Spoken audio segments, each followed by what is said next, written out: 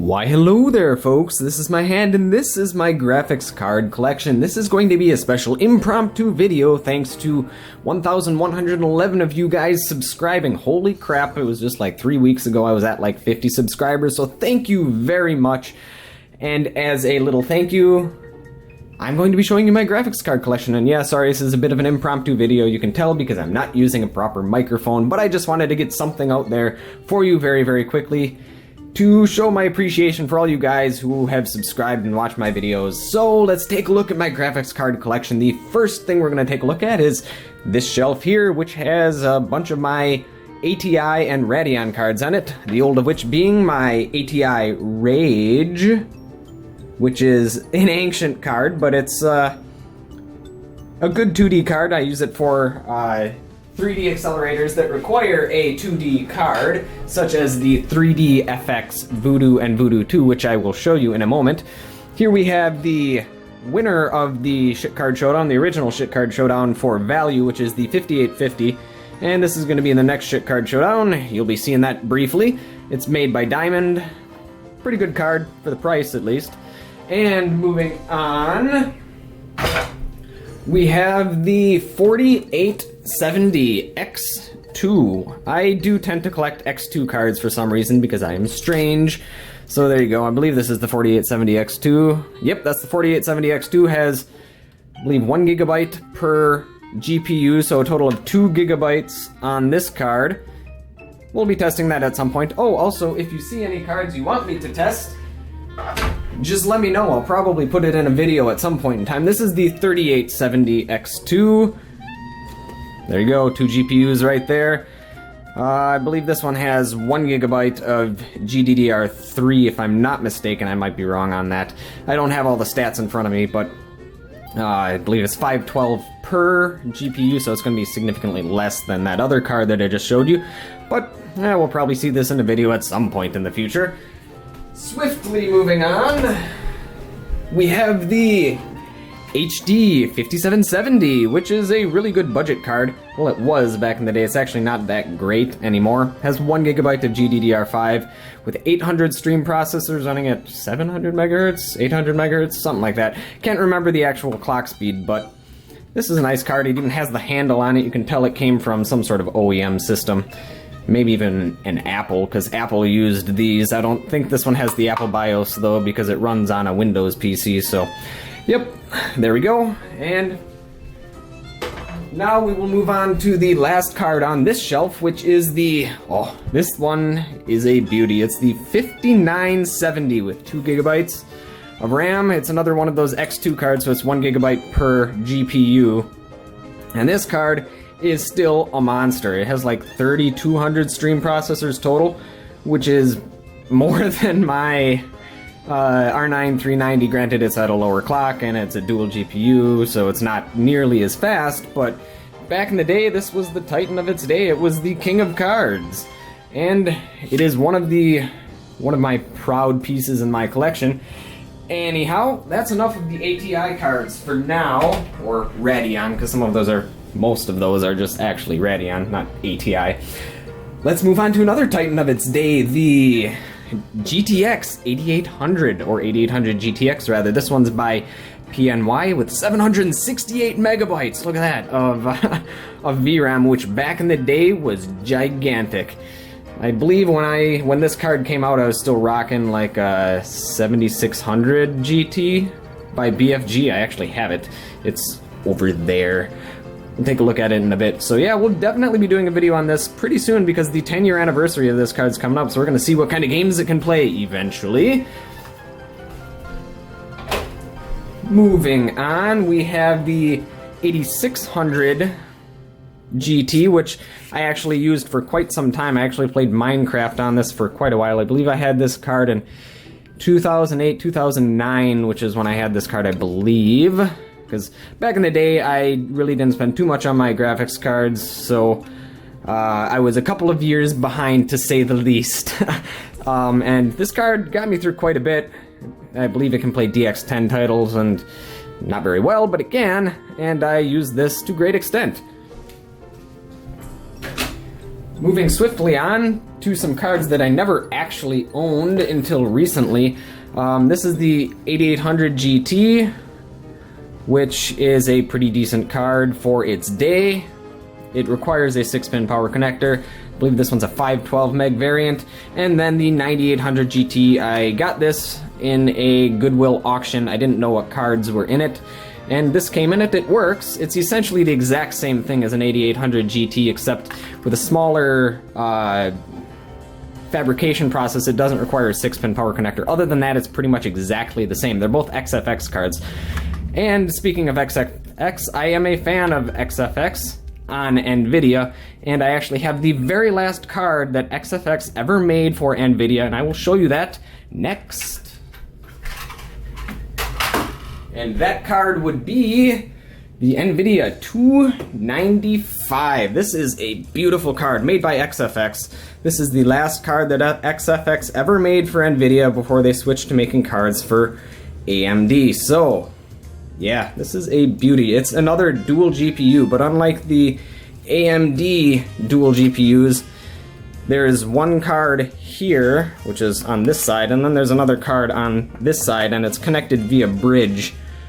SLI bridge, really. That's really all it is. There's just two cards in SLI, and if you don't have an SLI motherboard, these cards don't work very well. Well, they work well, they just don't work as well as they could. So, there you go. That's the last card XFX ever made for Nvidia. Very nice card, by the way. We'll probably be doing a video on that at some point in time. I don't know when. But, very nice looking card. And then we have a passively cooled card here, which is the 9500 GT. Pretty massive passive cooler on it, which is why I kind of like the card. You kind of see how massive that cooler actually is. Two heat pipes, it bends around the card.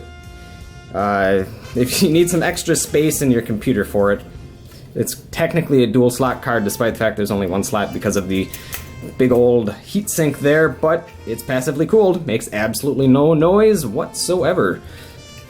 Yeah, alright, we're gonna move on to another card that I like a lot. Because I do tend to collect cards that are dual graphics cards, I have one of the older dual graphics cards to exist. Well, not one of the oldest, but it's an older one that most people don't even realize exists. It's the GeForce 7950 GX2. So this is like the 7950, but there's two of them, and as you can see in there, I don't know if you can see that right in there, that is the SLI bridge that's connecting the two, and this is a really dirty card that I need to clean because I just got it. And I get these cards used because, well, you can't find them new anymore. And it actually only requires one 6-pin, which is actually kind of astonishing for how beastly of a card this was back in the day. Anywho, let's move on to the next card. I don't know what one I'll show next, but let's figure that out. Let's see here. Ah, yes. Let's move on to my top shelf, where I have my 8800 GTS. This was the workhorse for my computer for far too many years. I was in college back when I had this card. Oh god, it was 2008 until 2013, or 2009 until 2013 I had this card. Yeah, I think it was 2009 till 2013. Can't quite remember, but it was a long time I had this card. I remember trying to play DayZ on this thing, and oh my god, it was awful. But I did. And this card, oh, I love it to death. Despite the fact it's not really even that powerful anymore, but back in the day, this thing was fantastic, and I love it to death. This isn't actually my actual card. I had a BFG, which is currently being used right now in another computer that isn't mine, but anyhow, I got another one to replace it just to give me those fond memories back, and I'll probably be doing a video on this one actually fairly shortly, because this is one of my favorite cards that I ever had. Anywho, next card.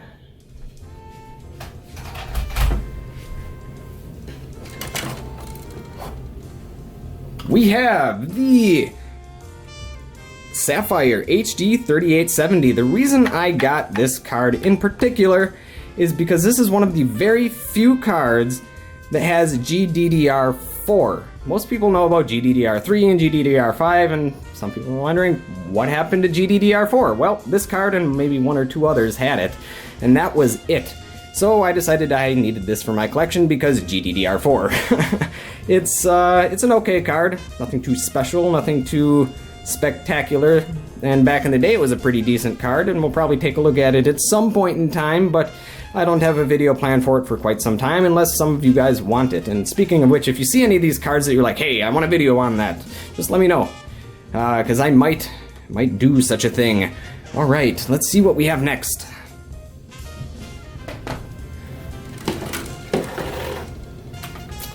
This is another one of my Goodwill finds. This is an ATI Radeon X1800 XT. It does not work, and it sounds like a vacuum cleaner hooked up to a shop vac that's at an airport with jet engine.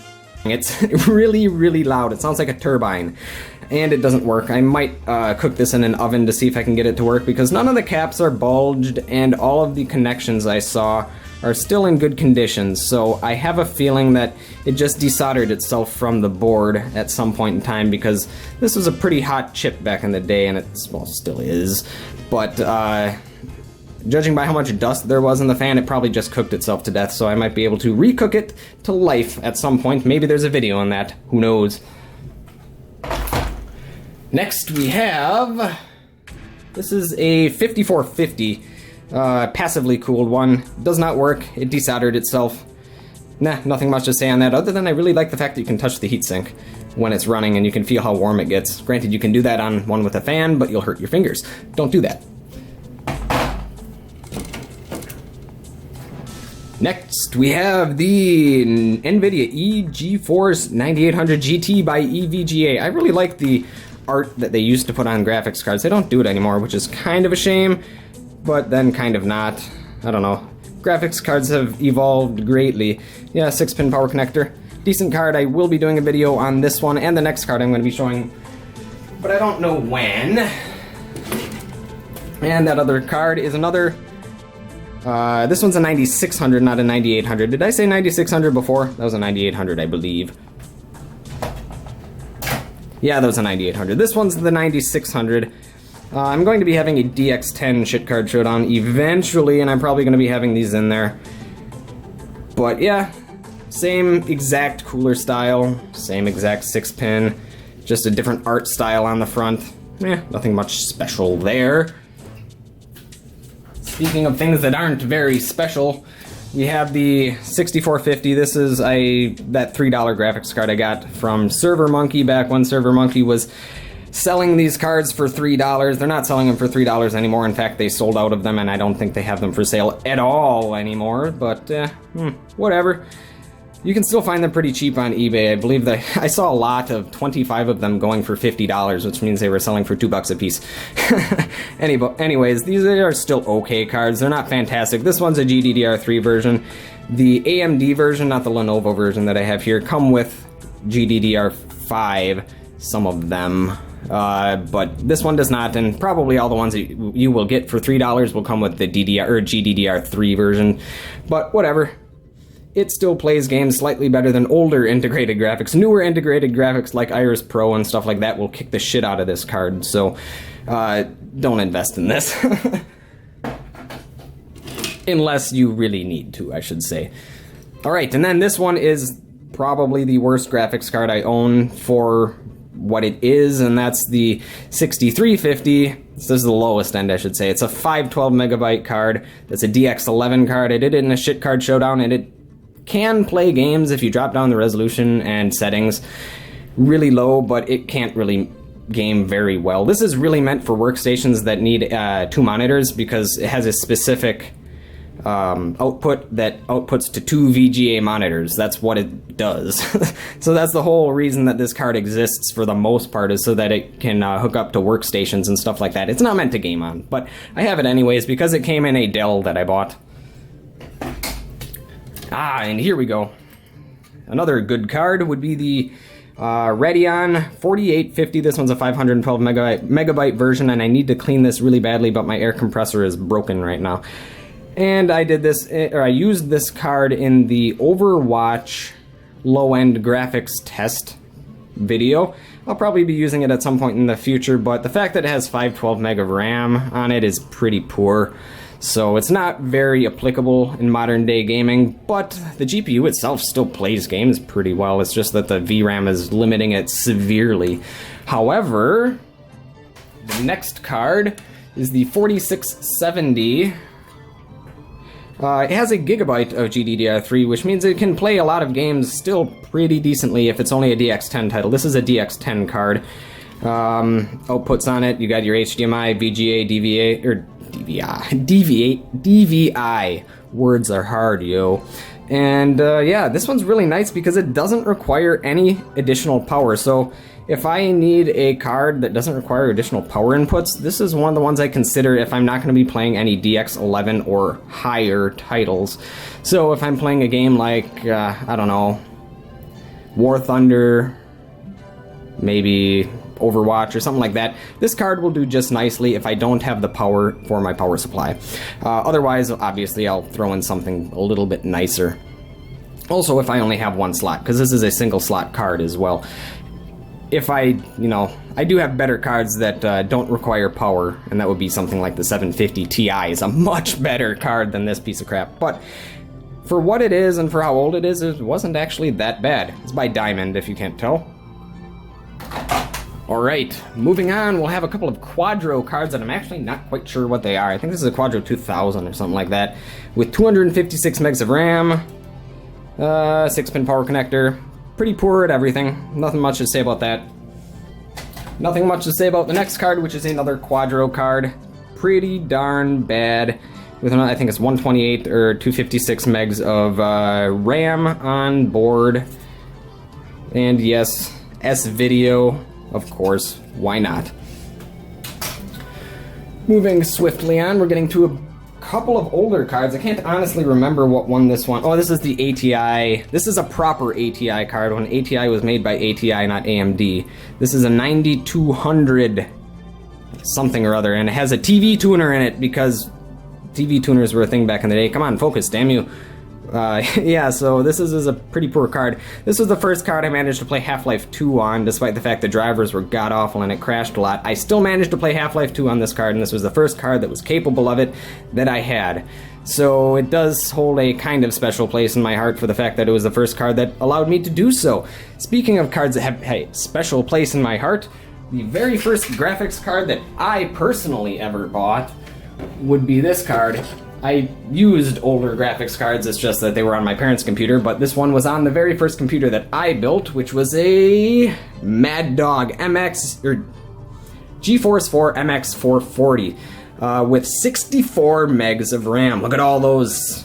Yeah, that's 1, 2, 3, yep, 64 of those suckers. No, not quite, but it does have 64 megs of RAM. It was a decent card for back in the day. It was middle of the road, not too fantastic, but it wasn't too bad. AGP card, by the way. Advanced graphics port, yeah. Alright, let's move on to the next card. Oh crap, what one is this? Completely forgot. It's a 7600 GS? Yes, I think this one is the 7600 GS with 256 megs of RAM. I actually had this in my cousin's computer all the way up until earlier this year, so we could play Minecraft on it. He had my old Core 2 Duo and this particular graphics card in it, and he played Minecraft on it. God bless his soul. I don't know how he managed, but it actually could play Minecraft not that bad, especially at the resolution he was playing at, because he doesn't even have a 720p monitor. But hey, it worked, and it still does.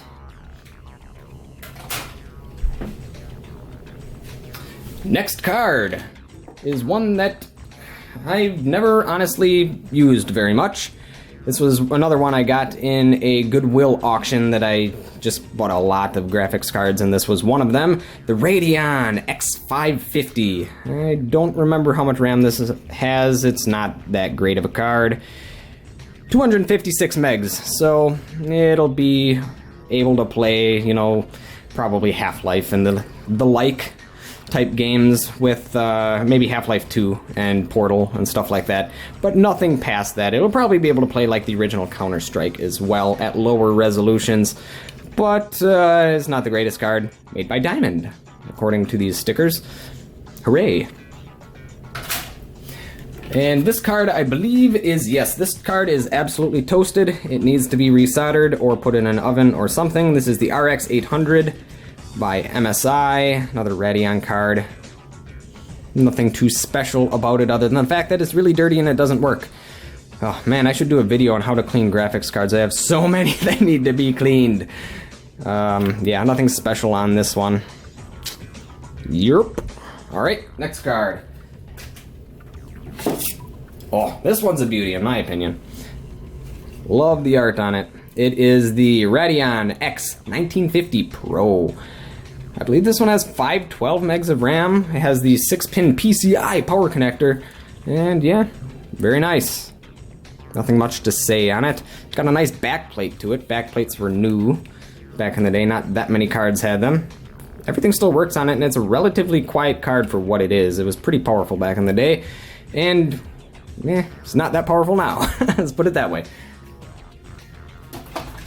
Alright, and let's move on to some Nvidia cards, because I do like Nvidia quite a bit, especially their older stuff. Their newer stuff is really good, but I have a special place in my heart for the older stuff, like the GeForce 6800 GT Overclocked Edition. I'm going to be putting this card in a special build of mine at some point in time, and yes, this one really needs to be cleaned. And this one actually has, oh man, I love this. It's a Molex power connector. You don't anymore, and it's one of the older cards that have a copper heat pipe. Fancy stuff right there. And yeah, that would be another AGP card. Probably be using that in my Socket 939 build, although the Socket 939 probably could use a newer graphics card if it were to be more period correct, but I don't care. And speaking of really cool cards, this one and the next card are one of my favorites ever.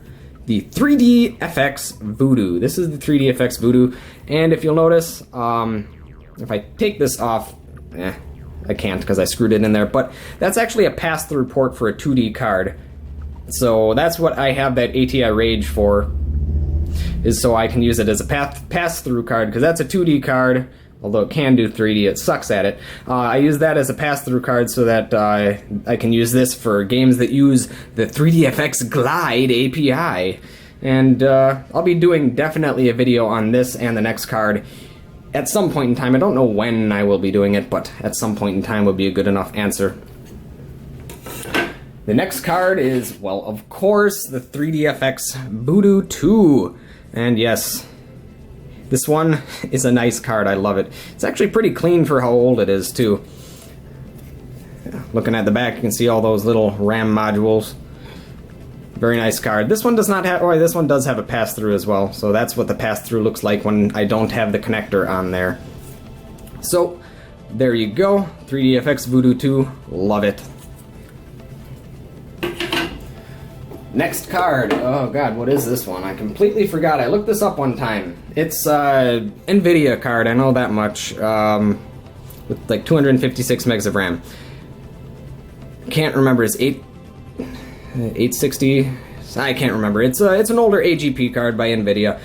I unfortunately don't remember all of the names of the cards in my collection, especially the ones that I never used to own. I got this one, again, in a Goodwill auction find, so I don't have a special attachment to this one, so I don't remember everything about it, unfortunately.